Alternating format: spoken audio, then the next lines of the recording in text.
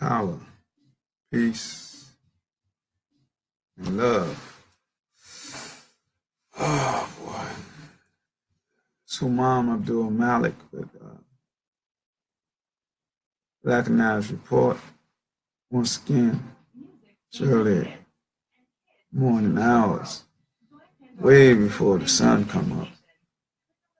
I just wanted to share some things with us that I've been reflecting on. Since my reflection, it's about us all the time, about our liberation, not just in my mind, trying to manifest it in this time. What I want to talk about today is a lot of different perspectives of a great movie that I went to see this weekend. Matter of fact, I've seen it twice, and I'm going to see it a couple of more times with other people. And it's based on a story of us as Black people, two different perspectives of Black people with the same goal, sort of. Because one perspective is a portrayal of leadership or whatever, but I think that in my humblest perspective, with all humility and humbleness, not from a state of arrogance or egotistical persuasion or anything like that. Now, I'm a Black man for sure, and I'm a race man for sure. I'm about a revolutionary perspective for sure in our liberation movement that's been going on for too long, but everything is by divine decree. And now in this day and time, we have the key of understanding the universe to have a profound effect upon the universe and omniverses. And the movie depiction was sort of like that. This is a faraway place in Africa, secluded from the world, but had such power that it could change the world. And it has sent scouts into the modern day world or into the industrial world, put it that way. It was a setting in the 90s or maybe early 2000s or whatever. Before I go any further, I'd like to say I heard a lot of comments about people thinking what the movie was about and this and that. Some people maybe not been old enough or haven't studied the history in the United Snakes of hypocrisy long enough to know the difference between this movie called The Black Panthers and the original Black Panthers of the 60s. And I say that because there was a few people who said they thought the movie was about the Black Panthers. But fate, as it has had me, being born in the era and time, 61 revolutions around the sun, where I have the experience to know the difference, because the original Black Panthers used to come to our habitat or our environment in DC. They were a nationwide organization, but they had nationwide meetings where we hung at. And that was up at St. Stephen Church, 16th and Newton Street. I mean, Harry P. Newton, the whole squad came up our church. I mean, I was young, 12 years old, just beginning to understand the whole perspective of, racism and me being an African in a revolutionary era and time. And a great brother named Larry Weaver who opened my eyes to this self-knowledge. I ain't trying to get off track. I'm just trying to give you a little perspective of my understanding of, why some what they call millennials, or they're just younger people from another generation, and not very, culture of some of the historical happenings in America during the time of a revolutionary movement, and just trying to get some clarification for their lack of understanding, because they weren't in this time, and they were in another era in time. Whereas myself, I was around the Black Panthers, out in the headquarters and stuff. Matter of fact, I was in the Black Man Volunteer Army of Liberation at the age of 12. So I just wanted to clarify that, because a lot of our young children or young adults or whatever had a misconception about what the movie was all about or who it was about. And with that out of the way, I like to say the movie, very interesting. It was a very magnificent movie in the sense that it displayed us as a people with power, with world power, a power that if we use it, we could have took over the world.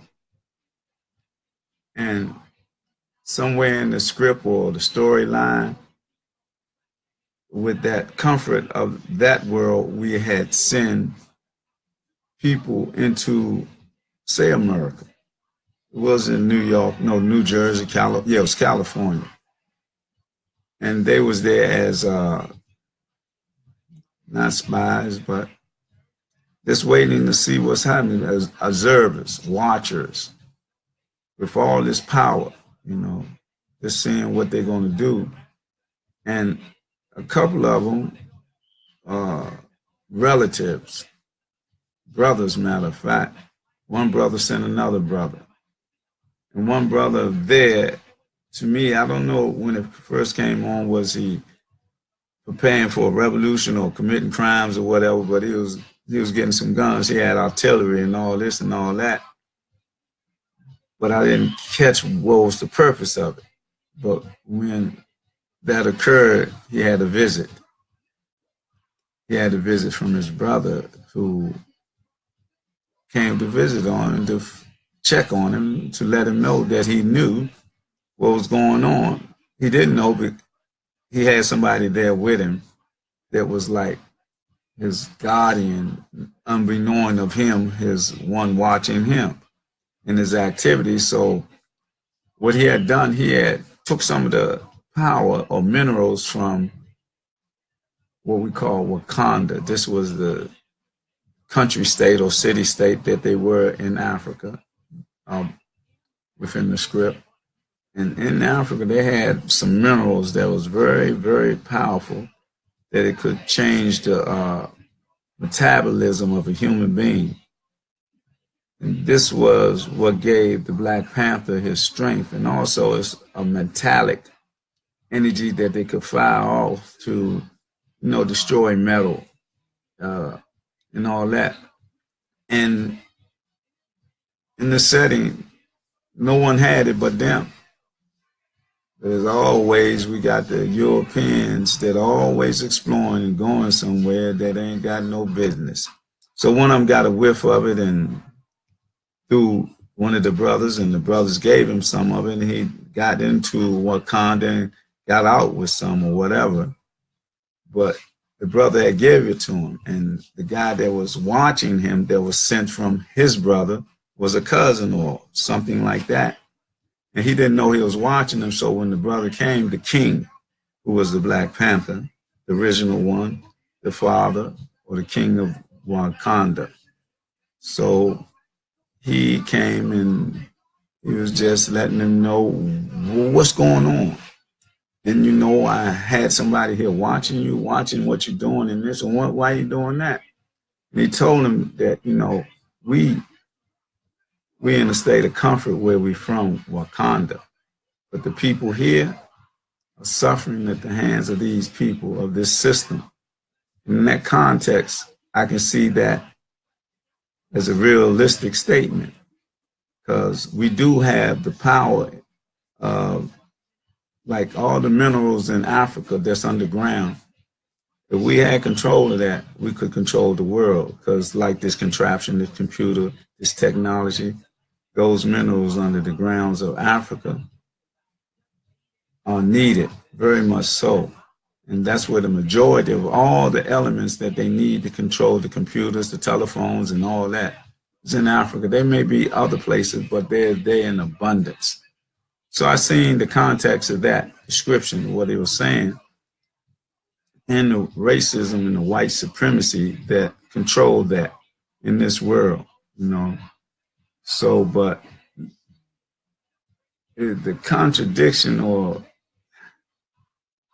the difference of opinion of how you go about attaining this peace, that we had the power to just come and take the peace if we use our power. But the Wakandians didn't want to do that.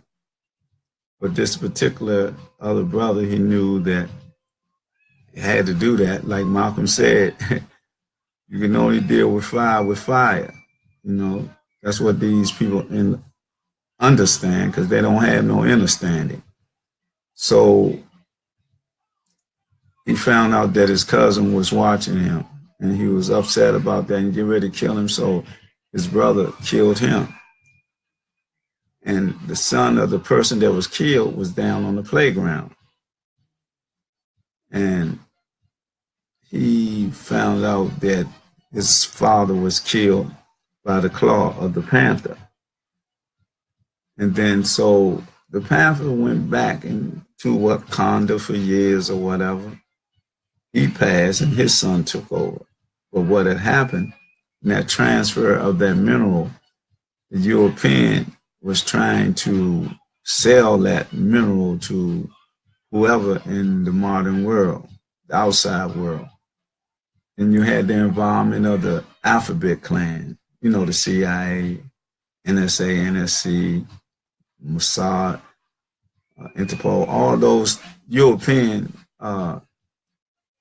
clansmen or alphabet clan, but they were clansmen also.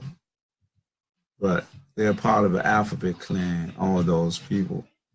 And they deal with the Corporation of England, which is the United States, the Carver states of the United States, England and Rome or London.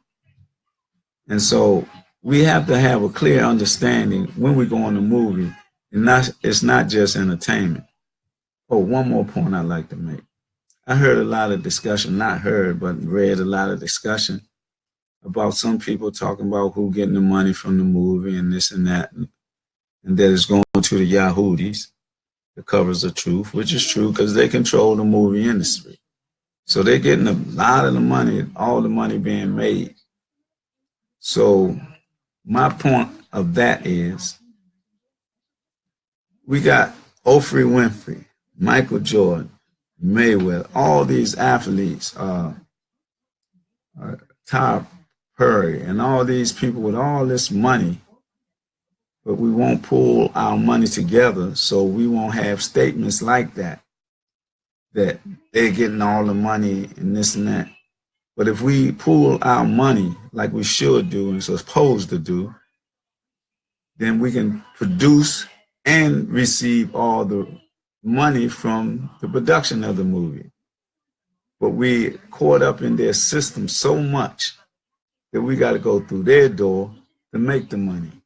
And I know you heard of what happens when you go through the door. And that's what all the movie stars and movie stars and recording industry, they have to go through the door to make the type of money they do. I don't know about the athletes. The athletes they be like slaves to the game, I guess. And in all areas, you know, it'd be like the emperor and the gladiators and stuff like that, according to the sports. But entertainment movie is sort of different because they make a lot of money, and it's easy for them to make that money if they are permitted to do so.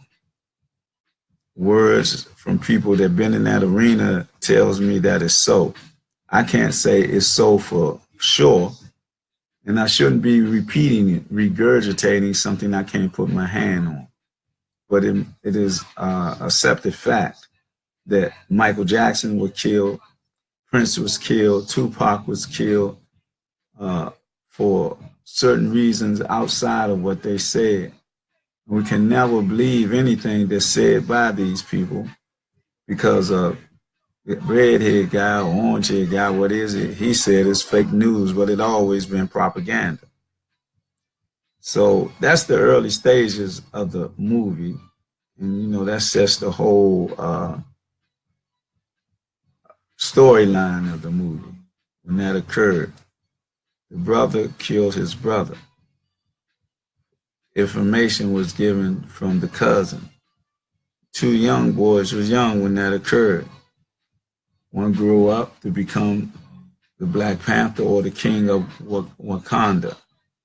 The other one was living in America and seeing and learning all the techniques of the criminal enterprise they called the government, because he went to the army for them and all this, but he seen what our people was going through, such as what we're going through today.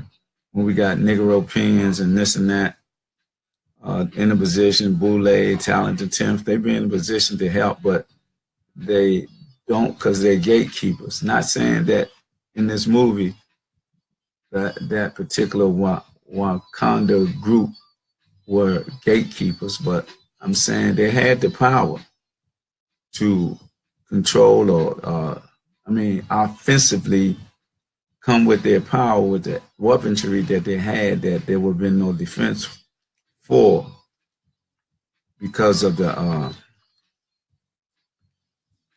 divine essence of the weaponry. I'll put it that way, that it was some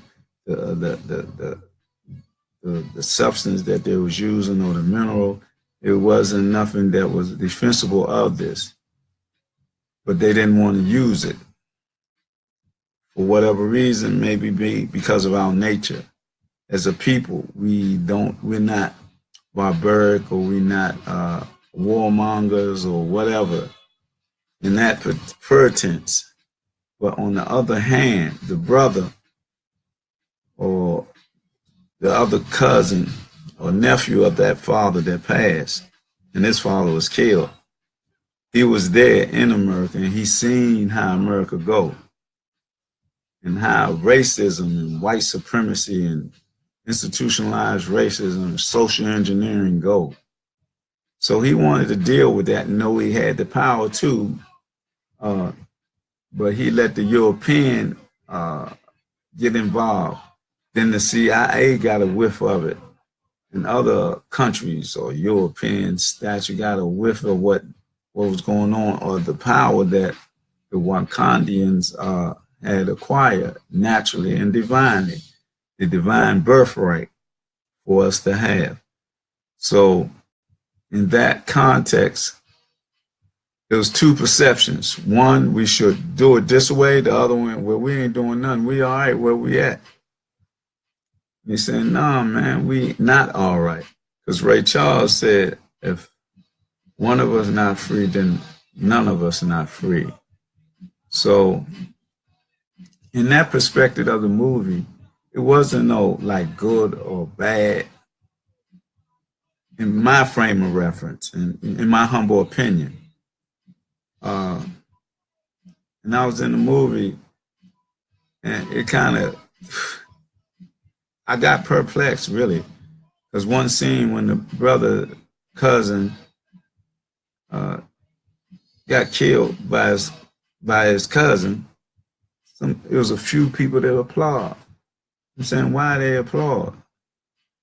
This brother had the right perspective as a revolutionary to deal with the weaponry or the power that we had or in the movie and go do what he could do or wanted to do about liberation of the people, because nothing could stop us. But the brother didn't want to do it for whatever reason, but it seemed as though he wanted to do it in a diplomatic way, like integration, sort of. It was like integration, and we know what happened to integration. We know how we got to the situation that we're in, you know, from the state of, freedom is a thing that we can't really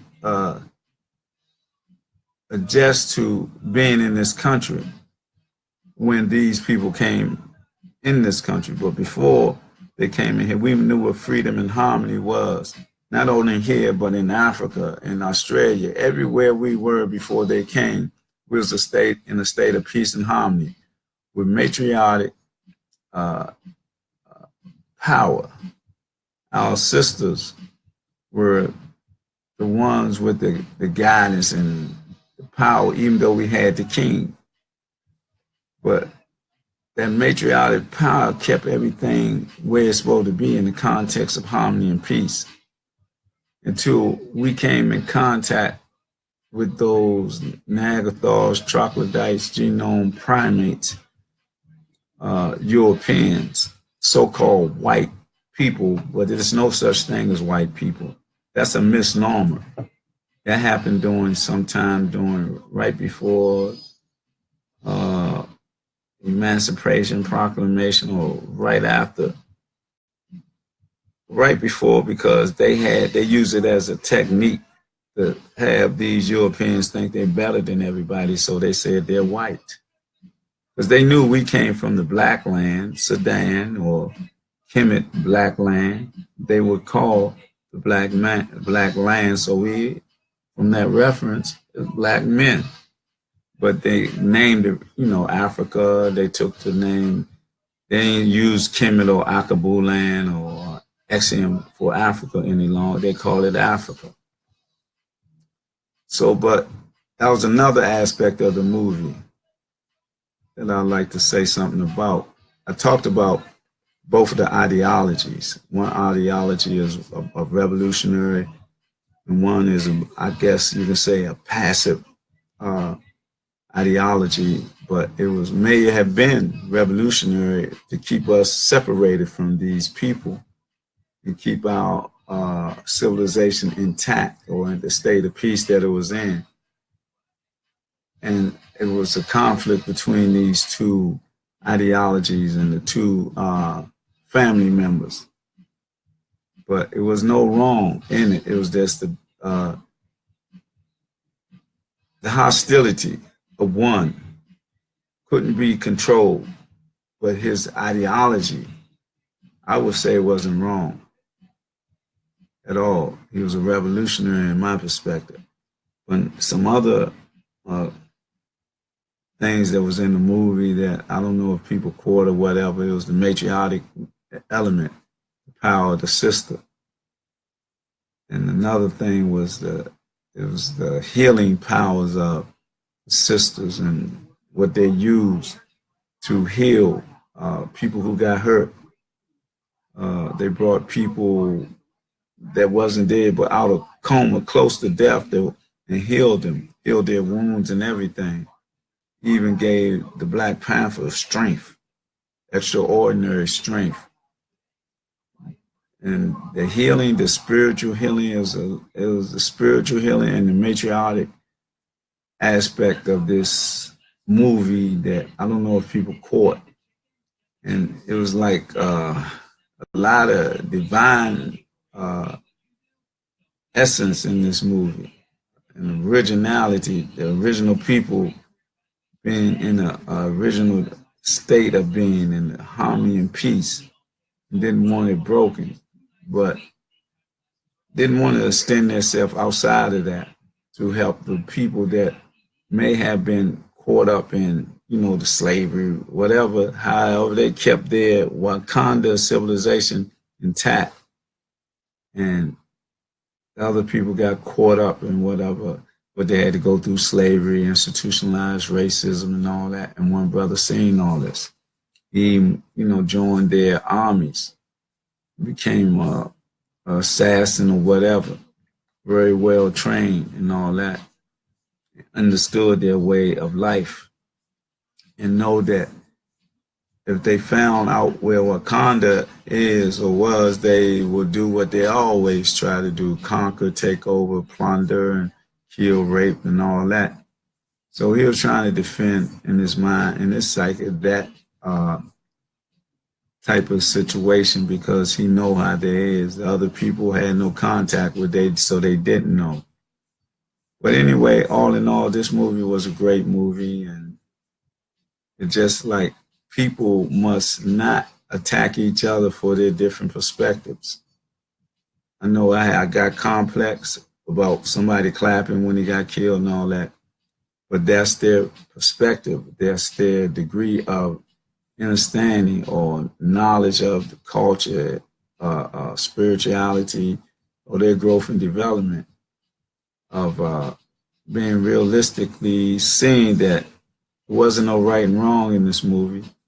Different perspectives to get to a path or wanting to go to on a path or I say righteousness or dealing with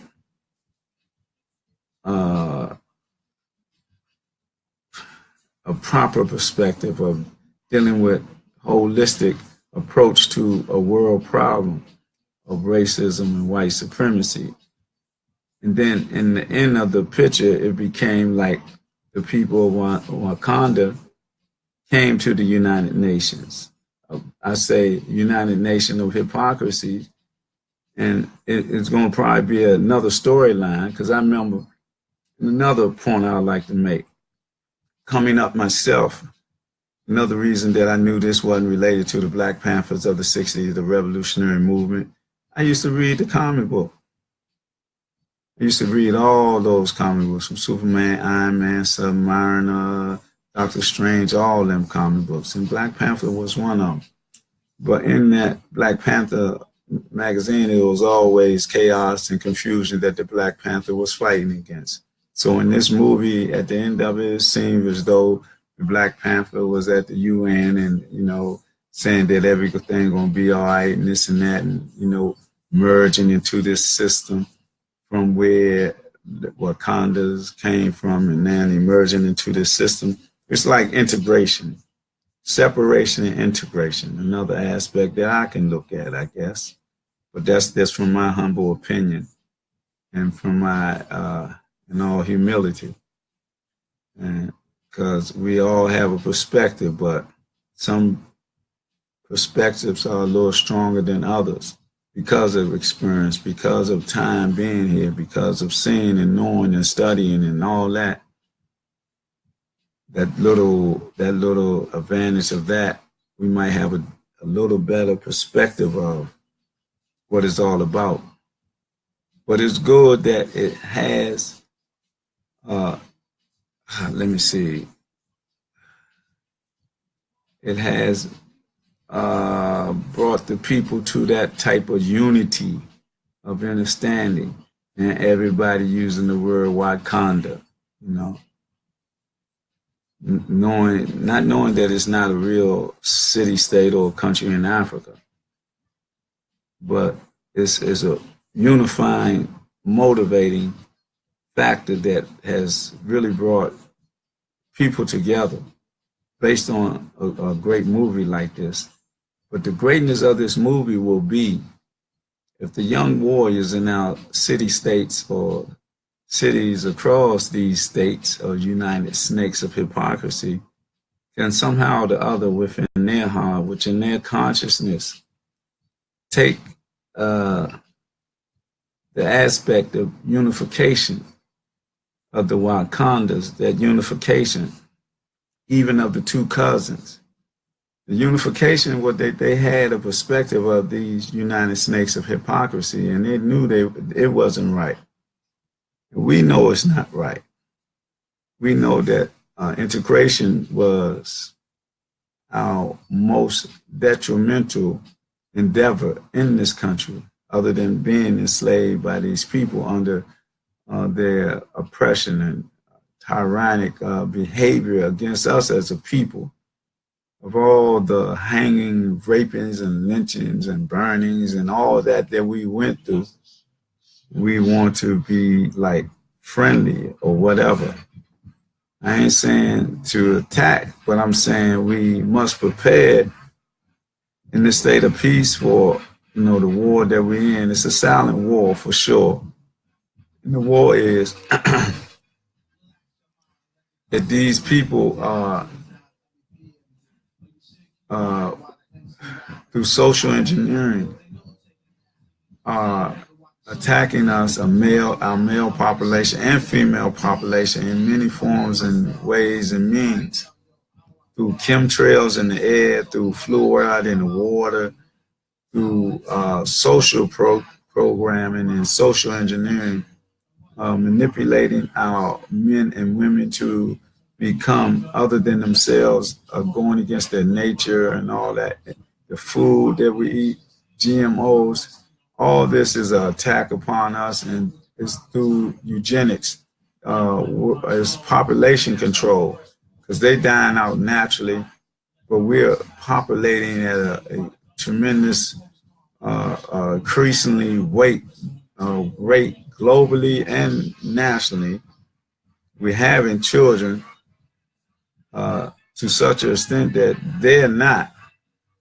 And they say in 2050, they will be the least populated population of ethnic groups on the planet Earth. And they know this. And it's by divine decree. They ain't just hitting it on, sexually or whatever, because they promoting unnatural sexuality. They promoting it for us to stop our growth and development and population. And they do it that way and through eugenics and all, birth control, have our women aborting their children and all that. But I just want to say the movie is a great movie. We just got to go in there with an open mind, and those with some perspective of their culture or whatever, some experience of life, and know the history of America and the history of this country and the history of the Alphabet Clan and what they are capable of doing and what they do. We have to go in that movie with that type of perspective. And yes, it's making a lot of money, and yes, they're getting some, the producers and the actors and all that, and those Europeans, Jews, they're at the top and they're getting maybe the biggest cut or whatever. But we got to hold us accountable for where we at, our state of being now in this day and time. We have enough multimillionaires to pool our resources. We spend $1.3 trillion in a period of 2 or 3 months. Every end of the year, from Thanksgiving to the New Year's, we spend that amount of money. So if we pool our money, then we can control what we look at and how we look at it, and then we can't complain about who getting the money. We will be getting all the money. We got to take all the elements of complaint, all the elements of erroneous statements or thinking and all that. We got to unify holistically. We got to come together holistically as a people. How ironic. They depicted us as a great nation, a hidden nation within a nation. So I've always been saying about our ancestors, on the pathway of our ancestors, by divine decree and African spirituality. I've been saying that, and that's what we have to do. We have to get in the mindset of unification. And it's sad to say that religion is not going to do it, because religion has us going against each other. It's like the two cousins, the Muslims against the Christian against the Jew, black Jews, black Christians, black Muslims. And it's going on nationwide, been going on for years. It's been going on like, the Muslims saying the Christians are kafirs, and the Christians be saying they are idolaters or whatever, and they not going to heaven, and when Jesus come back and this and that. But if we know our history and know biblical history, that biblical history states that in 325 AD, Constantine came together and put all that Christianity stuff together. Before that, we didn't have the perspective or doctrine of the way it is now. And then Black people are the original so-called Christians, because you can go back to Abyssinia, ancient Ethiopia. That's where I think the furthest construct of Christianity, I ain't gonna call it Christianity, I'm gonna say the worship of Christ came into being. Because they put together a Bible that they stole all the information from the walls of Kemet. And they took that information and changed it around. They took the matriarchic element out of it and said that that element committed the first sin and lowered the standards of the sister, and took the power and gave it to the patriotic element, which is the troglodyte, Neanderthal, genome primate, European, so-called white man. And then he established a system of white supremacy worldwide, globally. And everywhere he went, he plundered, raped, and created wars. Now he got thrones he set on. That's another aspect of the movie too. One faction respected the throne. Whoever sat on that seat, the matriarchal warrior, oracle, priestess, warrior, respected that.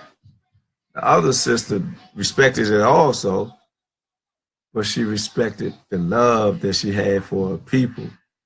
Not the throne, but the love of the people and the personality that she loved. Again, there's no right or wrong in that. Both of them was correct. But we, in our day and time, need to step back from this system of hypocrisy. Because if we ain't about change, we just about perpetrating the misnomers of democracy and diplomacy is disguised as hypocrisy. All the way live, it's about this money that don't have no value. When other people try to establish a monetary system that's not in cahoots with theirs, they get assassinated. They took over 2 countries. They took over Iraq. They took over Libya, but they gave it back to these people with a puppet regime or something like that. But they destroyed the infrastructure of the country and stole money and all that, especially from Iraq. They stole so much money, man. And they didn't count none of, they don't have an account for the money. They took, tractor trailers of nothing but gold and money, and no accounting of that. No accounting of it. So that's what we're up against. Again, it was a great movie, and I say go see it. I done seen it twice. I think I'm going a couple of more times.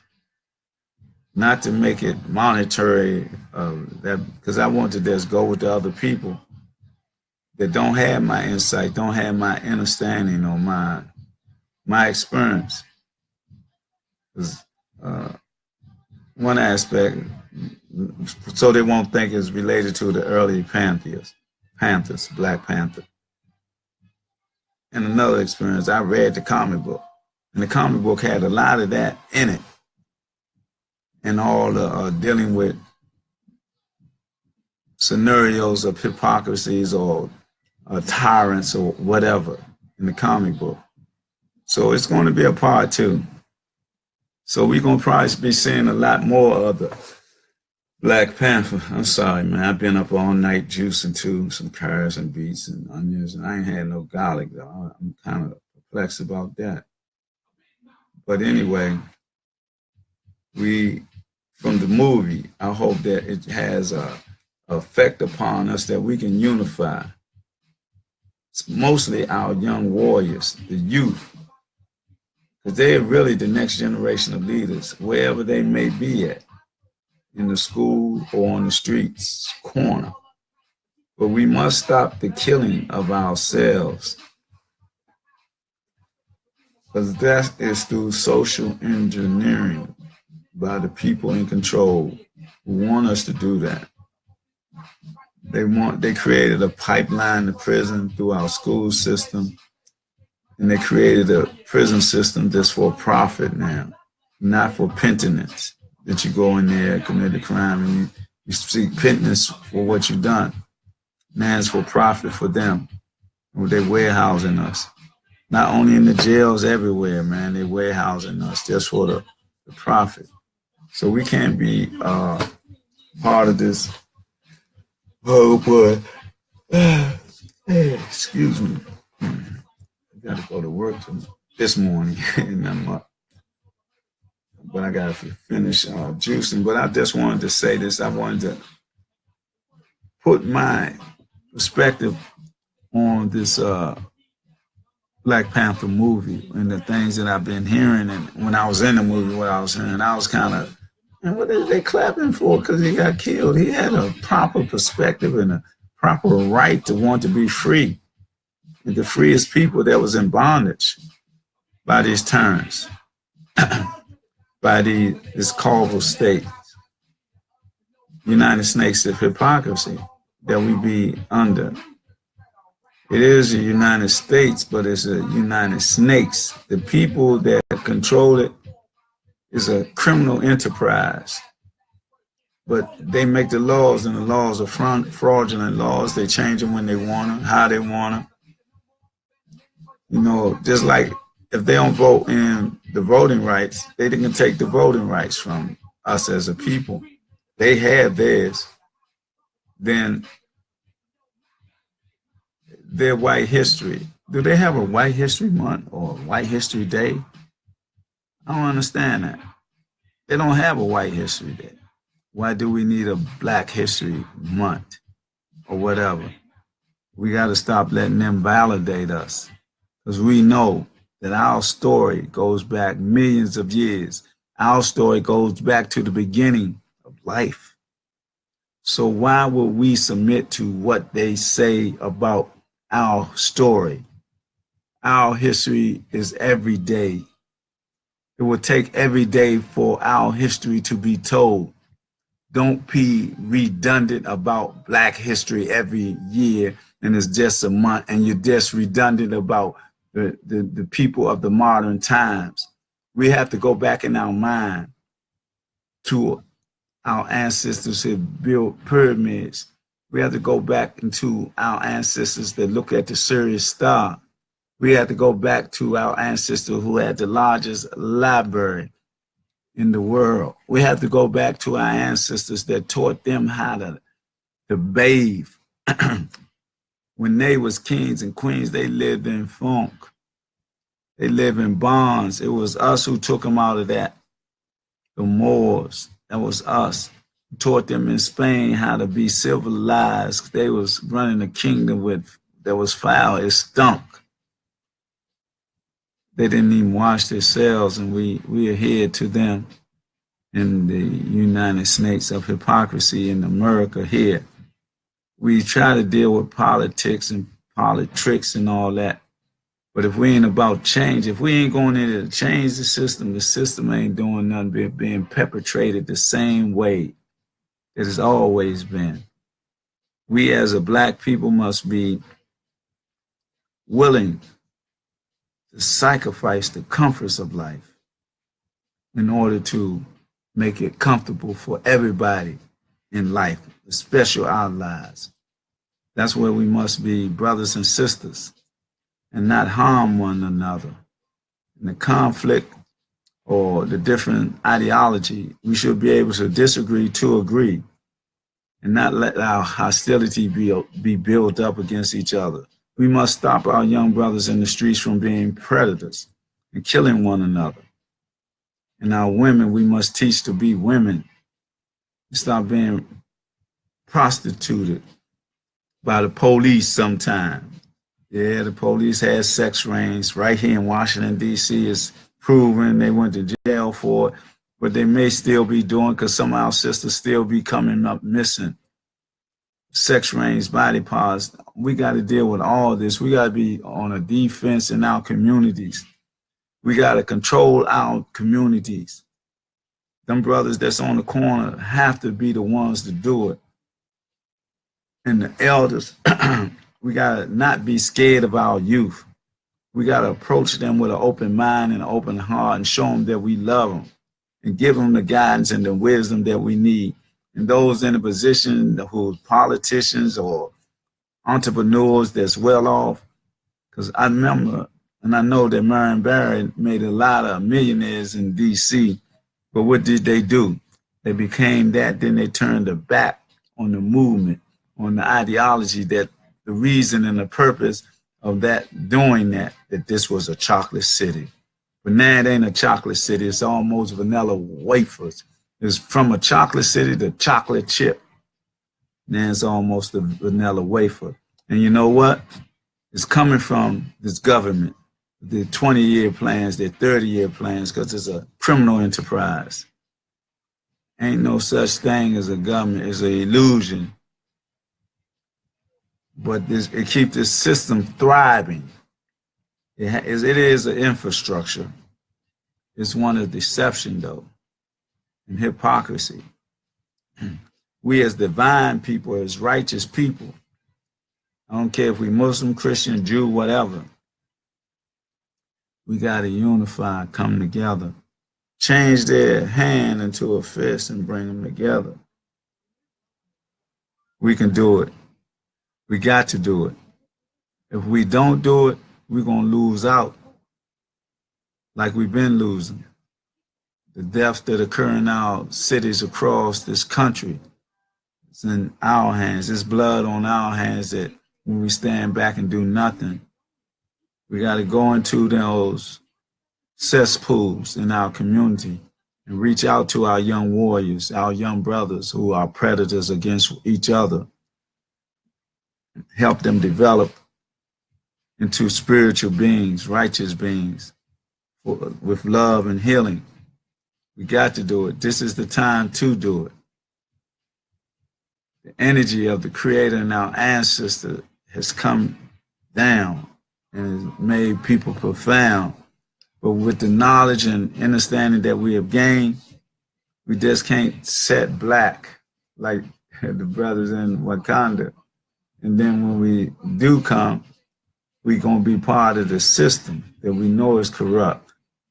We have to deal or build our own infrastructure. That's what we got to do.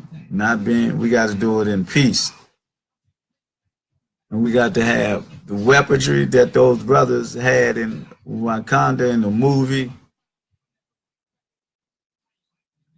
Our Creator and our ancestors will bless us with something to defend ourselves against these warmongers. We got to know that. We got to know that. That's why we got to research. Because we know the Vatican got so much of our stuff over there. And also we know that there's something going over in the what is that, Antarctica.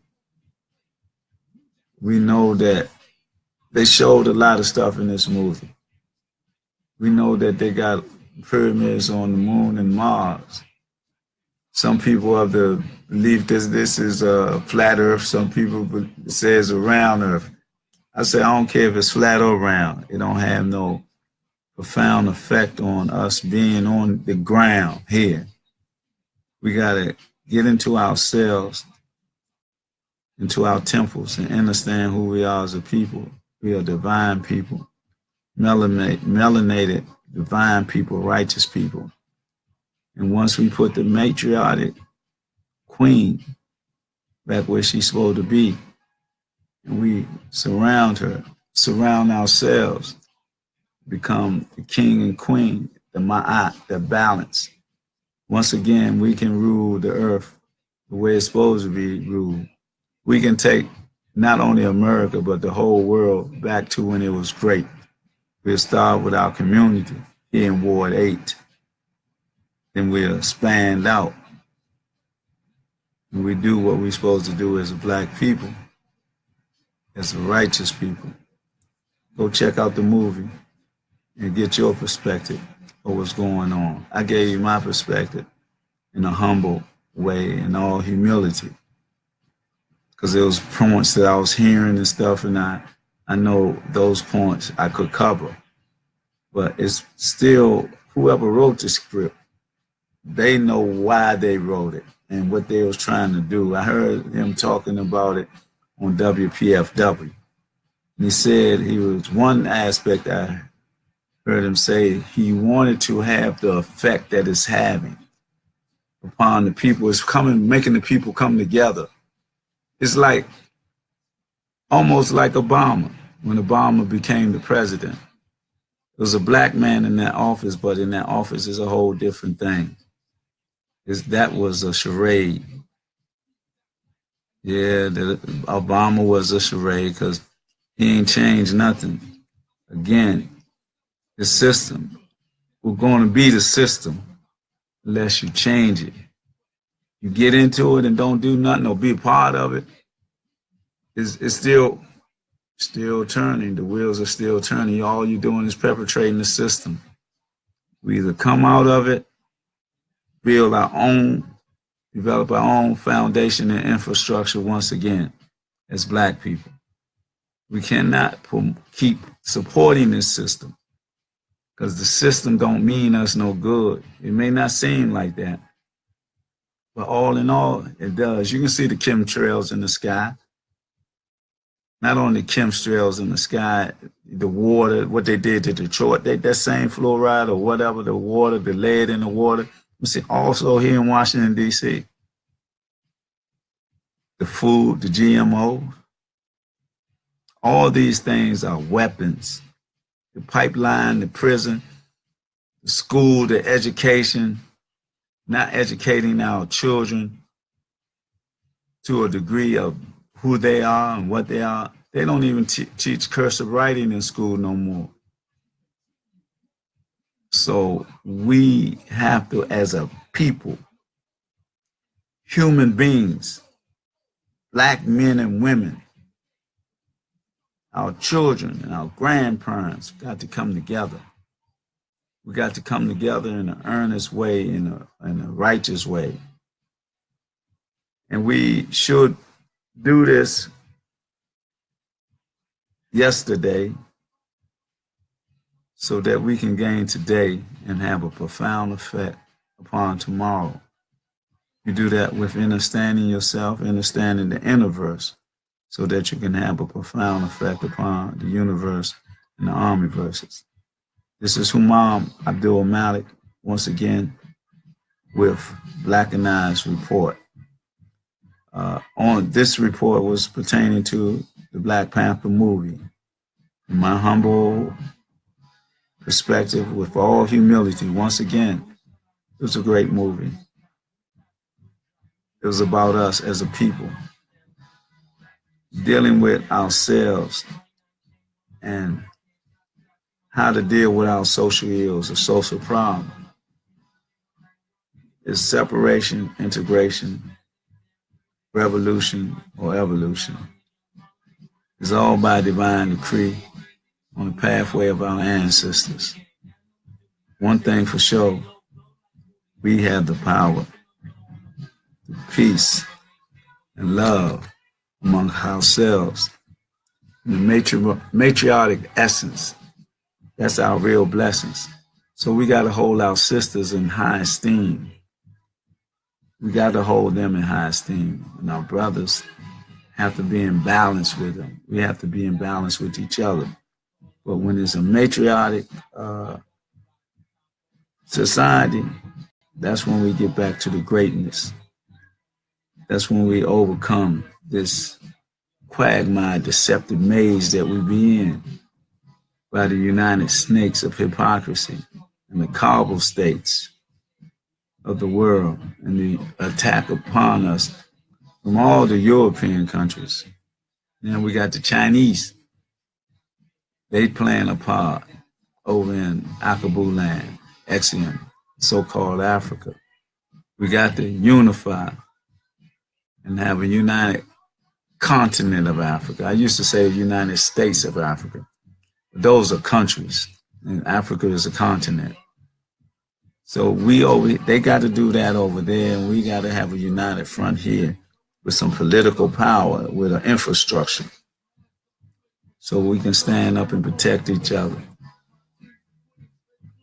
in all areas: economics, academics, spirituality, and culture. With that, I say, I love my people, love myself, and I'm willing to live for my people. And what I have, through my knowledge and through my research, it's not mine.